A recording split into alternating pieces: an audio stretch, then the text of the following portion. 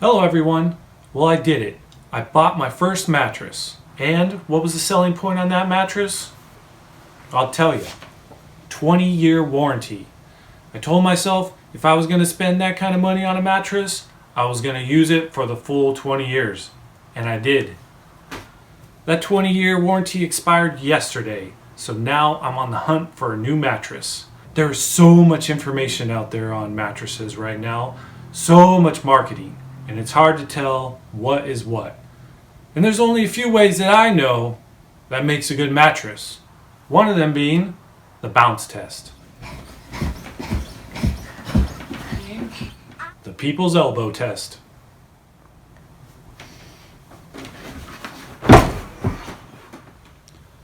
The microscopic microfiber test.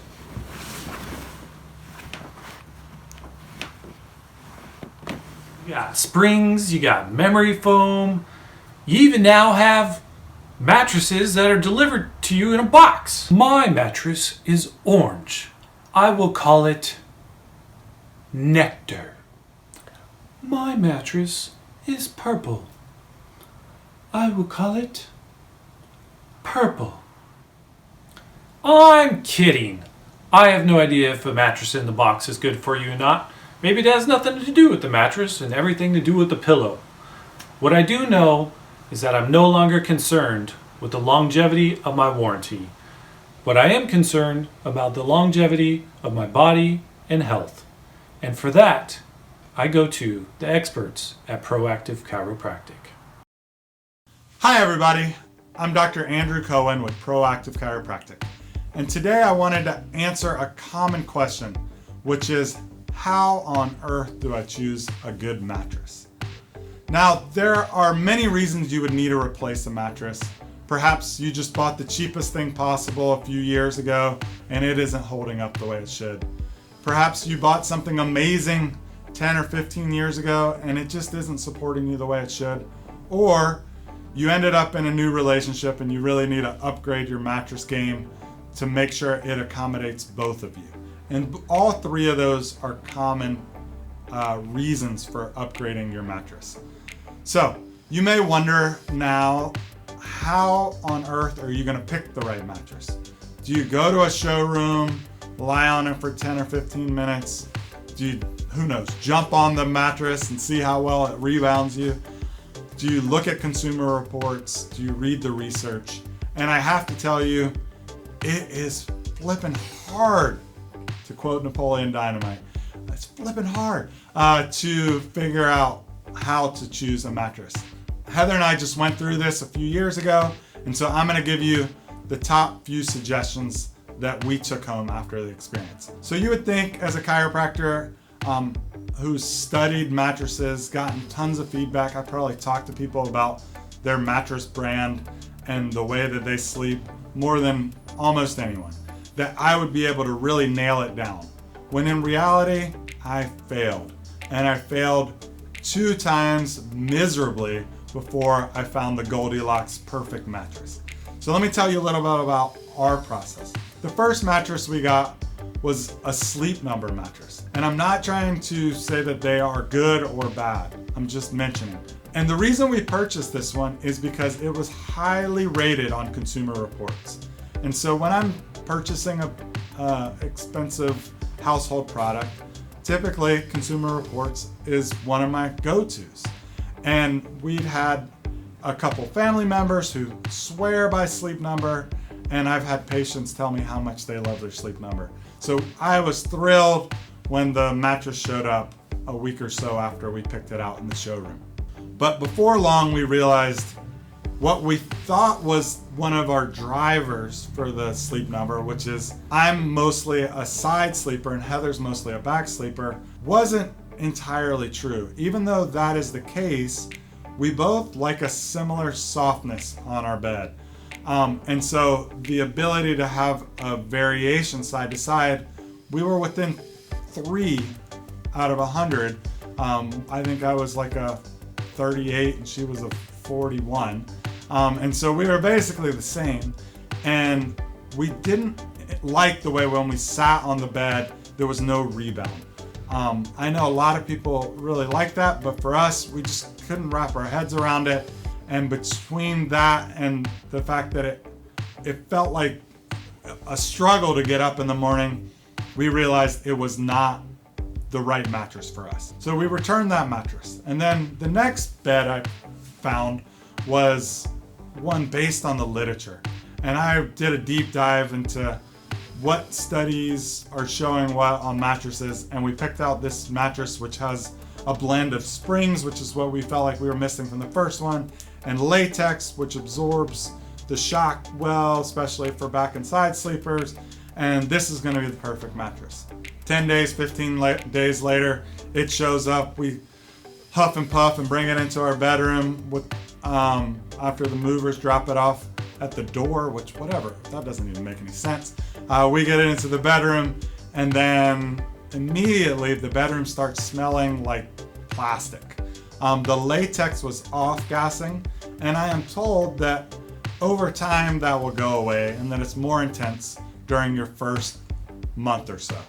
But it was so intense for us, and we are sensitive to smells, I should note, that for our first 3 weeks, which is what they mandated we use before we could return it, we had our windows open all night and our fans on blast just to try to keep the air moving.